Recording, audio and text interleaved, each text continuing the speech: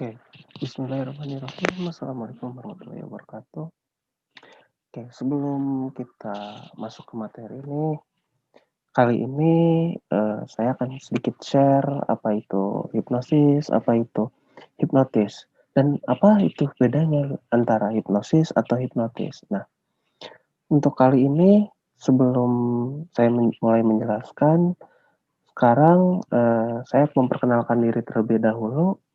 Perkenalkan, di sini nama saya Lutfi Ihsan. Nah, pengalaman saya di dunia hipnosis atau hipnotis ini biasanya saya selalu stage hipnosis atau street atau kalau mungkin orang lain bilang itu kayak menghibur, hipnosis yang dipakai untuk menghibur. Itu namanya stage hypno.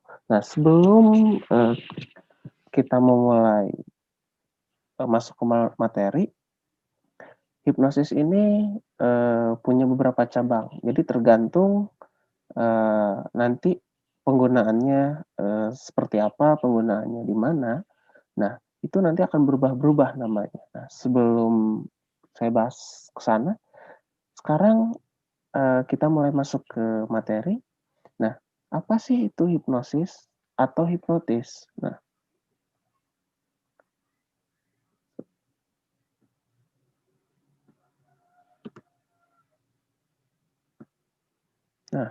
hipnosis atau hipnotis adalah suatu gejala alami sehari-hari, suatu fenomena psikologis biasa yang pernah dialami oleh seseorang. Nah, secara gampangnya, mungkin ketika kita di sekolahan nih, atau di kuliahan atau dimanapun itu, ketika ada atasan atau guru kita menerangkan kepada kita, atau kalau ketika kita waktu masih sekolah nih, guru kita biasanya suka eh, kepada A, silakan maju ke depan kerjain soal gitu kan. Nah, secara tidak langsung itu sebenarnya hipnosis gitu. Eh, gambaran eh, cara gampangnya seperti itu gitu. Nah, kalau saya pribadi biasanya selalu menyingkat hipnosis itu adalah diterimanya sugesti oleh alam bawah sadar tanpa ada kritik. Kritik itu apa sih? Biasanya kita itu para hipnotis itu menyebutnya critical area atau area kritis. Kalau saya biasa mengajarkan itu di kelas saya itu biasanya critical area itu kayak satpamnya gitu. Jadi sebelum kalian bisa memberikan sugesti atau mau memasukkan sugesti ke seseorang, kalian harus bisa lewatin dulu tuh satpamnya.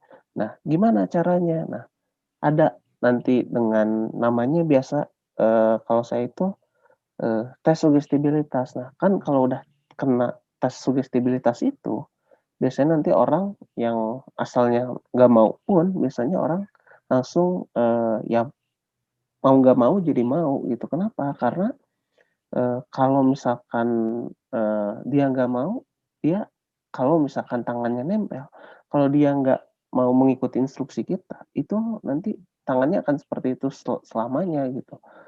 Nah, jadi kan mau nggak mau dia harus membuka diri, dia harus mau menerima sugesti-sugesti yang kita berikan gitu kan. Nah, kalau saya biasanya hipnosis itu adalah, ya itu tadi, diterimanya sugesti oleh alam bawah sadar tanpa kritik. Nah, eee, itu biasanya kalau seseorang sedang, di keadaan hipnosis itu biasanya disebutnya dengan istilah trance. Nah, lanjut kita ke gelombang otak. Nah, gelombang otak itu yang dipakai di dunia mind art atau mindset atau ya dunia pikiran itu apalagi di hipnosis sendiri itu kita makanya 4, yaitu adalah beta, alfa, theta, dan delta. Nah, jadi teman-teman ketika teman-teman lagi tidur nih, nah itu ada di gelombang delta. Nah, sementara hipnosis ini dia ada di gelombang alfa dan theta. Nah, ketika kita ngobrol nih sama orang, ketika kita sadar, kita terjaga, itu kita ada di gelombang beta. Nah, hipnosis ini bagaimana caranya memasukkan sugesti ke gelombang alfa dan theta dengan melewati critical area tadi. Critical area itu biasanya bisa dibentuk oleh sistem kepercayaan atau nilai yang dianut, terus agama, minat dan bakat. Jadi di mana kalau misalkan kita memberikan sebuah sugesti yang tidak sesuai dengan critical area-nya, biasanya biasanya meskipun dia sudah awalnya masuk, sugestinya awal masuk, tapi sugesti selanjutnya nggak masuk, itu biasanya, karena tidak sesuai dengan, critical area-nya. Pernah ada satu, kejadian, murid saya ketika waktu itu, memberikan sugesti kalau jam itu dipakai di telinga. Nah, karena bagi dia jam itu dipakainya di tangan, otomatis yang asalnya dia kondisi lagi tersuges, otomatis dia kondisinya langsung, menjadi sadar gitu. Dan, enggak kok, jam tuh dipakainya di tangan, bukan di telinga gitu, karena nggak sesuai. Nah, selanjutnya, nah mungkin teman-teman pernah lihat fenomena seperti ini. Apa sih yang terlintas di pikiran teman-teman ketika lihat, fenomena ini, fenomena gunung es? Nah, kalau menurut saya pribadi, nah kalau yang di atasnya itu, yang kita lihat indah itu, saya biasa menyebutnya itu conscious atau pikiran sadar kita gitu. Nah, yang bawahnya itu pikiran bawah sadar. Nah, untuk lautnya itu, garisnya itu biasanya saya umpamakan seperti critical area yang tadi saya bilang. Nah, hipnosis itu bagaimana caranya kita memberikan sugesti ke, gunung es yang di bawah itu dengan harus bisa melewati si air, permukaan air itu atau garisnya itu. Oke, selanjutnya, nah dari fenomena tersebut, kalau kita bentuk sebuah gambar segitiga seperti ini, itu seperti ini. Nah, mungkin pertanyaannya, itu garisnya garis apa? Nah, garis itu adalah garis yang tadi saya bilang, itu, critical area gitu. Nah, gimana caranya masukin balik lagi gimana caranya masukin sugesti ke subconscious mind dengan melewati si garis itu, atau kita buat garisnya itu dinonaktifkan sementara. Nah, setelah dinonaktifkan, baru masukkan sugesti-sugestinya seperti mungkin lupa nama dan lain-lain. Nah, mungkin dari tadi kita bahas critical area, critical area. Apa sih critical area itu gitu? Nah, critical area itu ini critical area bisa dibentuk atau bisa saat terbentuknya itu dari kecil gitu.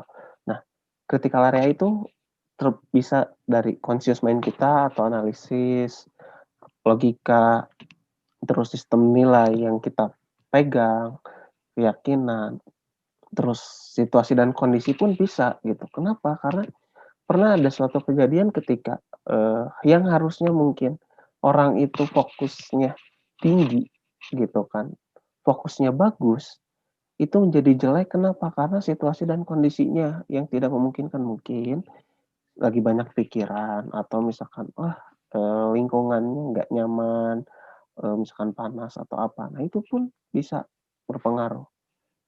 Nah, kalau teman-teman pengen ngambil kelas sertifikasinya hipnosis itu ada 3 tahapan. Yang pertama hipnotis, certified hipnotis, selanjutnya hipnoterapis, dan terakhir certified instructor gitu. Nah, tadi,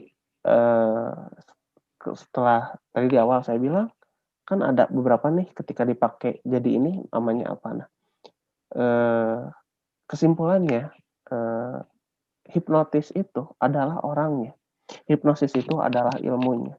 Nah, jika hipnosis ini adalah dasarnya atau ilmu dasarnya, basicnya. Nah, jika hipnosis digunakan untuk terapi, itu namanya jadi hipnoterapi. Nah, jika hipnosis digunakan untuk, dokter gigi, itu namanya hipnodentis. Nah, dan jika hipnosis dipakai untuk ngebantuin, persalinan ibu hamil, itu namanya hipnobirthing dan macam-macam gitu.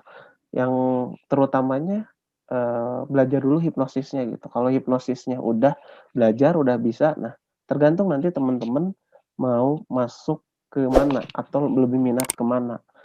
Kalau seperti saya lebih misalkan ke stage hipno atau hiburan gitu kan, menghibur orang gitu. Nah, Ada yang lebih ke terapi, ada yang lebih ke hypnobirthing, ada yang lebih ke hipnodentis dan, macam-macam gitu.